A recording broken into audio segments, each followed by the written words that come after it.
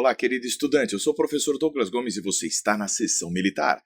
Aquela transformação adiabática sem troca de calor tem como característica o P vezes V elevado a um tal de gama constante. Agora, por que é assim? Tem interesse nesse assunto? Então chega mais!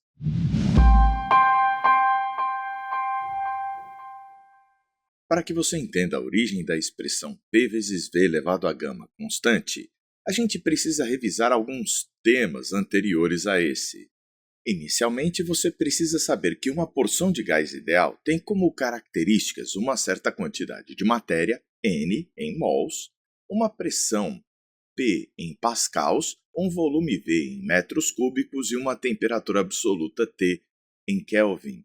O valor da pressão vezes o volume vai ser igual à quantidade de matéria N vezes essa constante universal R vezes a temperatura T. Além disso, é importante conhecer a primeira lei da termodinâmica, que diz que a variação da energia interna de uma porção de gás está relacionada a dois processos de transferência de energia: a quantidade de calor, Q, e o trabalho, W. O W vem do work. Algumas pessoas gostam de utilizar a letra grega tal. Fique à vontade, aqui não vai fazer diferença a letra que você escolher.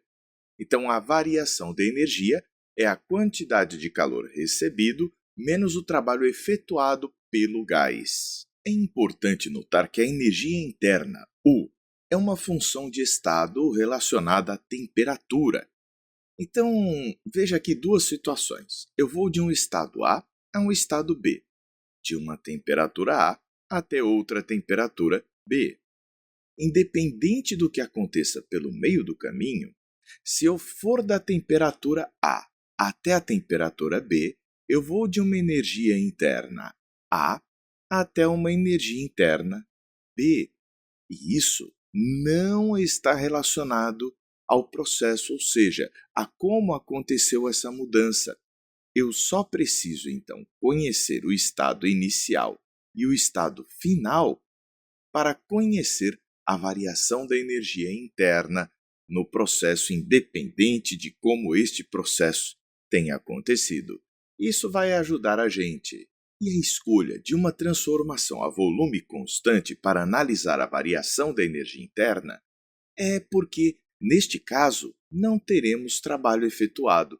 Assim, a variação da energia interna aconteceria por causa apenas da quantidade de calor trocada a volume constante.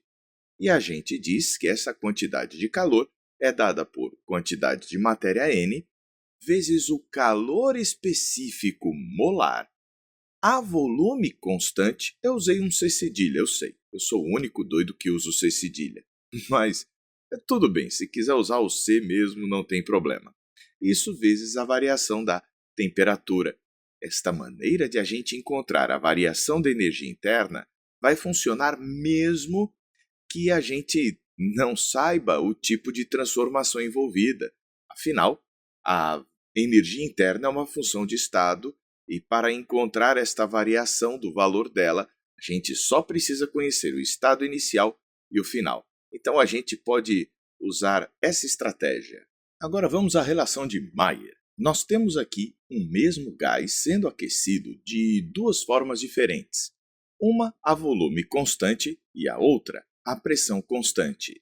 Quando nós aquecemos o gás a volume constante, a variação da energia interna vai corresponder à quantidade de calor. Mas quando nós aquecemos esse mesmo gás, mantendo a pressão constante, nós fornecemos calor, mas ele gasta um pouco desta energia na realização de trabalho. A pressão constante, o valor do trabalho é dado por P vezes ΔV. Sendo a mesma variação de temperatura, será a mesma variação de energia interna. Então, a quantidade de calor a volume constante vai ser igual à quantidade de calor à pressão constante menos o trabalho nesta circunstância. Então, NCV ΔT vai ser igual a NCP ΔT menos P ΔV. Mas, de acordo com a equação de estado de um gás ideal, PV é igual a nRT. Então, o P ΔV vai ser igual a nR ΔT. Veja que nós temos N e ΔT em todos os termos, então vamos poder escrever que o valor do CV é igual ao CP menos o R, mas este C cedilha é o calor específico por mol. Outro conteúdo importante para que possamos ir adiante é o cálculo integral de dx sobre x. Isso definido de x1 até x2 vai ser o logaritmo natural de x2 dividido por x1. Agora, nós vamos estudar a transformação adiabática quase estática. Cuidado! Essa história do PV elevado a gama constante só vai acontecer se a gente tiver uma transformação adiabática muito lenta, como os sucessivos estados de equilíbrio. Daí o nome quase parada, quase estática. Nesta transformação, vamos supor que tenhamos uma quantidade de gás fechada por um êmbolo com várias folhinhas de papel, uma quantidade infinita de folhinhas de papel. E à medida que a gente vai tirando folhinha por folhinha, a gente vai tendo transformações quase estáticas. A cada retirada de uma folhinha, vamos dizer que aconteceu a realização de um trabalho dW. Não vou chamar de W, porque W seria o trabalho total nessa transformação. Nesta pequena etapa, aos poucos que nós vamos tirando folhinha a folhinha, a gente vai tendo um trabalho dW. Bem, a variação da energia interna é a quantidade de calor menos o trabalho. Mas como nós vamos trabalhar aqui? Ficou estranho, né? Mas como nós vamos lidar aqui com pequenas variações, nós vamos utilizar o símbolo dU. E aqui vamos colocar dQ para uma pequena quantidade de calor e dW para uma pequena quantidade de trabalho. Contudo, o que caracteriza a adiabática é a inexistência de transferência de calor. Por isso, este termo dá zero. Então, nós podemos escrever que dU é igual a menos dW. Mas o que acontece? O valor da variação da energia interna seria N CV dt.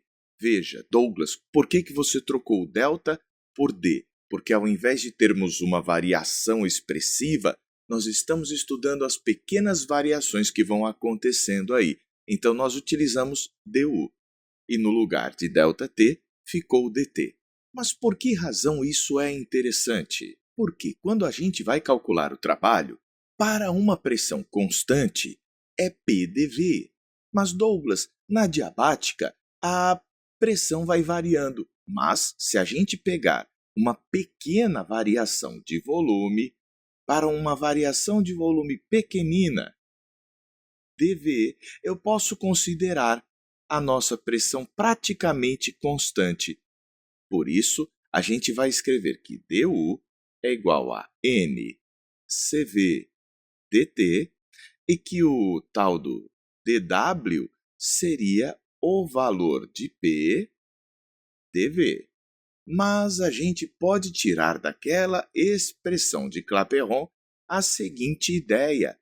Eu posso dizer que o valor de P é igual a nRT sobre V. E com isso obter esta expressão, que vai me permitir cancelar a quantidade de matéria de um lado e do outro. Agora, a gente pode ver que aqui temos dt e ali temos o T. Aqui temos dV sobre V. Opa, isso está interessante. Vai acabar dando uma diferencial dt sobre T e do outro lado dV sobre V.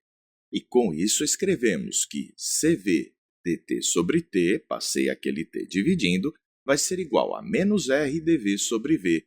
Nós podemos, então, aplicar o cálculo integral aqui deste lado, que vai desde uma temperatura inicial T1 até a temperatura final T2, e do outro lado aplicar a integral desde o volume inicial V1, que lá lidamos com V, até o volume final V2. Vamos tirar as constantes das integrais.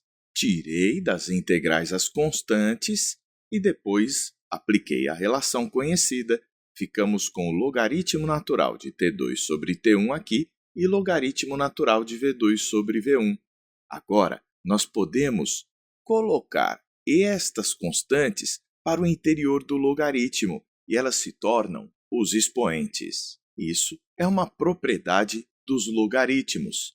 Agora, vamos desenvolver ainda mais essa expressão.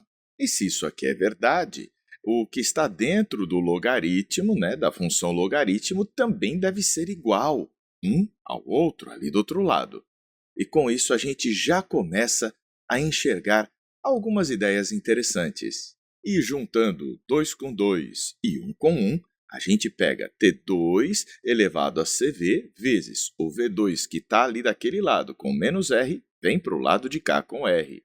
E fazemos a mesma coisa para o T1 e o V1.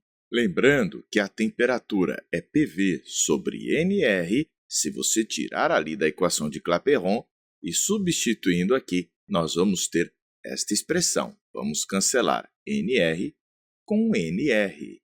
Eu reorganizei aqui o quadro para a gente ter mais espaço para continuar a conta. Então, continuando aqui os nossos cálculos, nós vamos escrever que P2 elevado a CV vezes V2 elevado a CV mais R vai ser igual a P1 elevado a CV vezes V1 elevado a CV mais R. E aqui eu quero deixar uma informação interessante. Passe esse R para lá e você vai poder escrever que CV mais R é o calor específico molar à pressão constante. Então, essa expressão que você está vendo aqui, P2 elevado a CV, V2 elevado a CP, é igual a P1 elevado a CV vezes V1 elevado a CP. Mas espera aí, eu poderia dividir dos dois lados os expoentes pelo CV, por exemplo, e aí ficaríamos com P2, V2 elevado a CP sobre CV igual a P1 vezes V1 elevado a CP sobre CV. A razão entre CP e CV ficou conhecida como expoente de Poisson.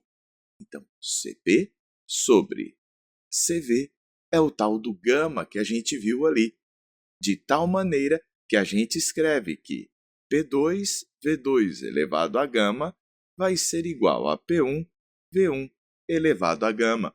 Então, se você está fazendo preparação para escolas militares, em especial ITA e IME, é interessante conhecer de onde vem este tal deste PV elevado a gama. Gostou? Deixe o seu joinha, quer mais vídeos como esse? Se inscreve no canal e ativa o sino das notificações para saber quando tem vídeo novo.